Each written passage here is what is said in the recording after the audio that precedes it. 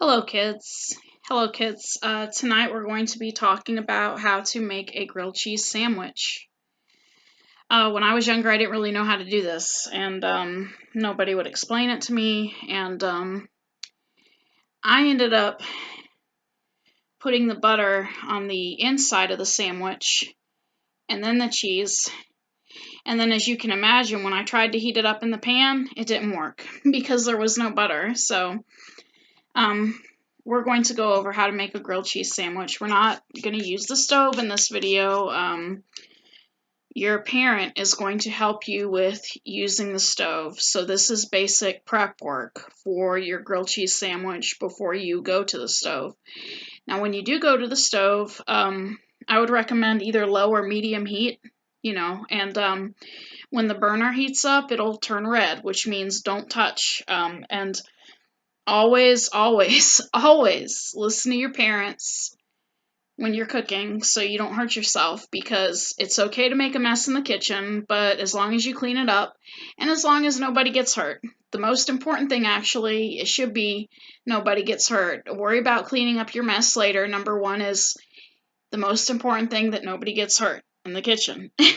And even adults hurt themselves in the kitchen sometimes. I knew somebody who was bad with knives. They always used to accidentally cut themselves with knives in the kitchen, and it happens. So, anyways, let's get to our sandwich that we're going to make. First, you need a piece of cheese. I already took mine out of the wrapper. If you're allergic to dairy, there are cheeses out there that are not dairy, that are made from other things like vegetables. Or soy. There's all sorts of different types of cheeses out there, just like there's all sorts of different types of milks out there. But anyways, we're going to put the cheese on top of the bread. See? And make sure your bread's not moldy. You don't want moldy bread. And then we're going to put the other piece on top.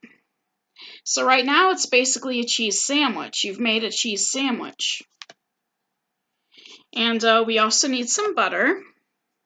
Usually they say butter is bad for you, but this butter is Smart Balance. It has olive oil in it. So this supports healthy cholesterol levels. You may not know what that means yet because you're a little kid, but when you get older, you'll know what it means, and it basically means it's good for your heart. So we're using a butter knife again because it's really safe, and make sure your butter is soft. That way it will spread on the, I was going to say the cheese, but we don't want to put it on the cheese. We want to put it on the outside of the sandwich. And sometimes it might give you difficulty, like it might pull the bread a little bit. This bread is kind of old, so I think that's why it's giving me a hard time. And you're about to get messy here. You're going to flip it, and then you end up getting butter in your hand, and then you're going to put butter on the other side.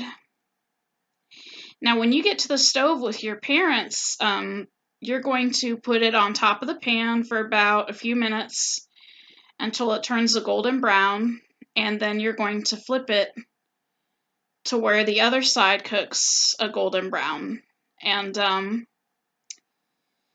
if you start smelling smoke, you have it on that burner too long and you burnt the sandwich.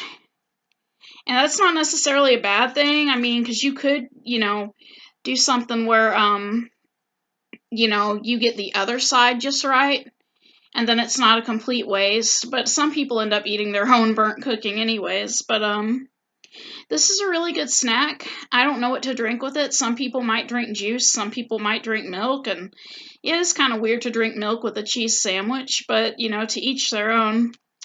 Look at the mess I made on that. So you make a mess, you have napkins and stuff. I have some tissues nearby, and that's what I'm going to use to get this butter off my hand. And